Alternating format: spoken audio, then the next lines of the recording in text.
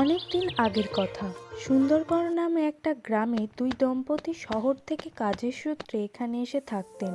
তাদের বিবাহিত জীবনের 1 বছর পূর্ণ হয়েছে। চন্দ্রানী এখন মা হতে চলেছে। তাই তার স্বামী শঙ্কর আগের থেকে আরো বেশি পরিশ্রম করছে তাদের ভবিষ্যতের সন্তানের জন্য। চন্দ্রানী, এই নাও, বাজার থেকে ফল নিয়ে এসেছি। আমি তোমার তেমন খেয়াল রাখার সুযোগ পাই না, জানোই তো কাজের কত চাপ। কিন্তু তোমার জন্য যতটা করতে পারি আমি চেষ্টা করব। তোমাকেও নিজের খেয়াল রাখতে হবে। হ্যাঁ, আমি সব জানি, তোমাকে এত কিছু বোঝাতে হবে না। তুমি এত কাজের মধ্যেও আমার জন্য ফল নিয়ে এসেছো, এতেই আমি খুশি। এত কাজ না করে নিজেরও একটু যত্ন নাও। কিন্তু তার এই খুশি দুঃখে পরিণত হয়ে গেল। এরপর তাদের সংসারে ঘটল এক বড় দুর্ঘটনা। চন্দ্রানী বাচ্চার জন্ম দিতে গিয়ে মারা গেল। হে ভগবান, তুমি এটা কি করলে? আমার চন্দ্রানীকে আমার এবং আমার সন্তানের কাছ থেকে কেড়ে নিলে। এখন আমি কে নিয়ে বাঁচবো? শঙ্করের মনের অবস্থা একেবারেই ভালো ছিল না। 7 দিন হয়ে গেল সে কোনো খাবার মুখেই তুলছিল না।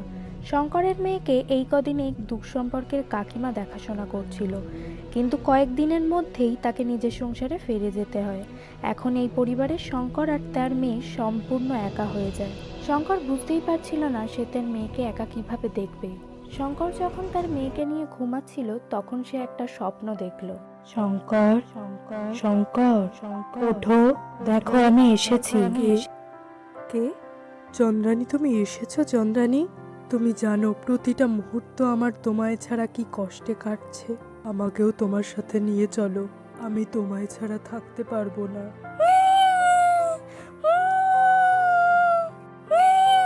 শুনলে, মেয়ে তোমায় ডাকছে। তুমি ওকে একা ছেড়ে কিভাবে চলে যেতে পারো? ওর খেয়াল রাখার দায়িত্ব আমি তোমাকেই দিলাম। আজ থেকে তুমিই ওর মা, তুমিই ওর বাবা। আমায় ক্ষমা করো চন্দ্রানী, আমি শুধু নিজের কথাই ভেবেছি। এখন থেকে ওর দায়িত্ব শুধুই আমার। আমি ওকে একলা ফেলে কোথাও যেতে পারবো না। আমায় তুমি ক্ষমা করে দাও চন্দ্রানী। শঙ্করের ঘুম ভাঙলে সে চোখ খোলে, তার মেয়েকে কোলে তুলে আদর করে বলে, আমার সোনা, তোমার বাবাকে ক্ষমা করো। আমি তোমাকে প্রমিস করছি, তোমাকে আমি ছেড়ে আর কখনো যাব না। এরপর শঙ্কর তার মেয়েকে খুব যত্নে মানুষ করতে শুরু করে। তার মেয়ের নাম রাখে মিনা। মিনাকে সব সময় আগলে রাখে সে।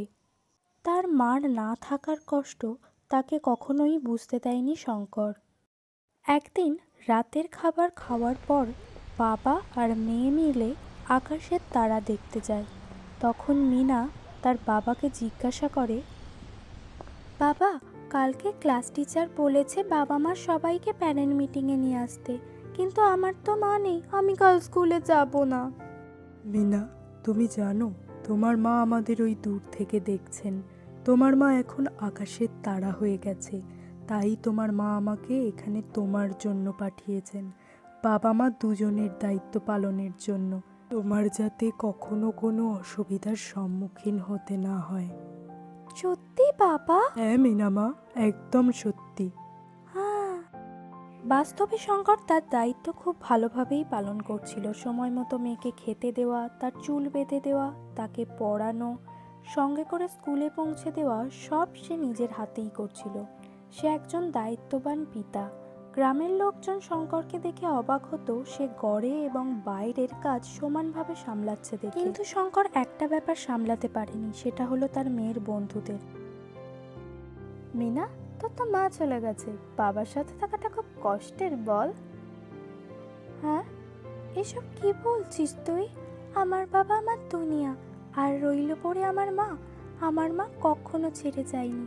আমার বাবা আমাকে বলেছে মা আমাদের আকাশ থেকে সব সময় দেখছে। বুঝেছিস তোরা?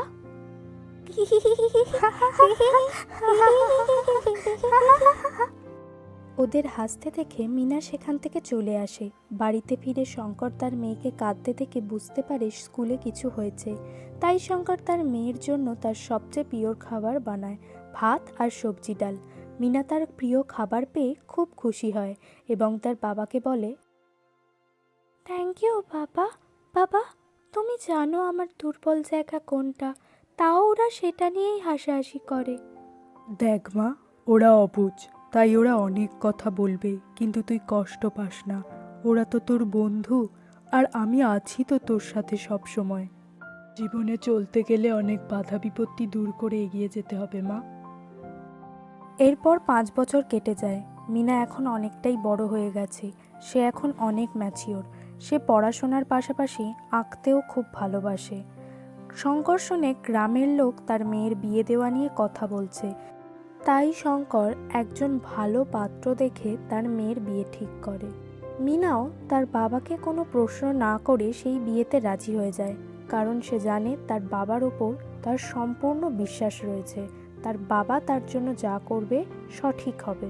এরপর শুভ দিন দেখে তাদের বিয়ে হয়ে যায়। মা, সুখে থাকিস। আমার দেওয়া শিক্ষা তোর সাথে সব সময় আছে, আর আমাকে ভুলে যাস না। বাবা, তোমায় কি আমি কখনো ভুলতে পারি? তুমিও সাবধানে থেকো, ওষুধগুলো সময় মতো খেও।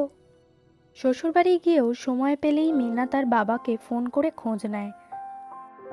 এরপর একদিন সকালে মিনা তার বাবাকে ফোন করে তার শ্বশুরবাড়িতে ডাকে। শঙ্কর ফোন পেয়ে খুব অস্থির হয়ে যায়। মিনা তাকে কোনো কথাই খুলে বলে না। শঙ্কর ভয় পেয়ে তাড়াতাড়ি মেয়ের শ্বশুরবাড়িতে রওনা হয়ে যায়। মিনা তার বাবাকে দেখে খুব খুশি হয়। তার বাবার পছন্দের খাবারগুলো সে যত্ন করে খাওয়ায়। তারপর মিনা তার বাবাকে নিয়ে বাইরে ঘুরতে যায়। মিনা মা, আমরা কোথায় যাচ্ছি রে মা? এটা এখন বলা যাবে না, এটা সারপ্রাইজ তোমার জন্য। শঙ্কর গাড়ি থেকে নেমে দেখলো কত বড় বড় বিল্ডিং। তারপর তারা ভিতরে গেল। শঙ্কর ভিতরে গিয়ে অবাক হয়ে গেল। শঙ্করের নজরে এলো একটা পেন্টিং, যেটা দেখে সে আবেগপ্রবণ হয়ে পড়ল। এক পিতা তার ছোট্ট মেয়েকে যত্ন করে খাইয়ে দিচ্ছে, আর এটা ছিল তার মেয়ের আঁকা ছবি, যেটা এক্সিবিশনে লাগানো হয়েছিল। মিনা এসে তার বাবাকে প্রণাম জানিয়ে বলল, বাবা, তুমিই সে যে সবসময় আমার পাশে ছিলে। ছোটবেলা থেকে আমার খেয়াল রেখে এসেছো।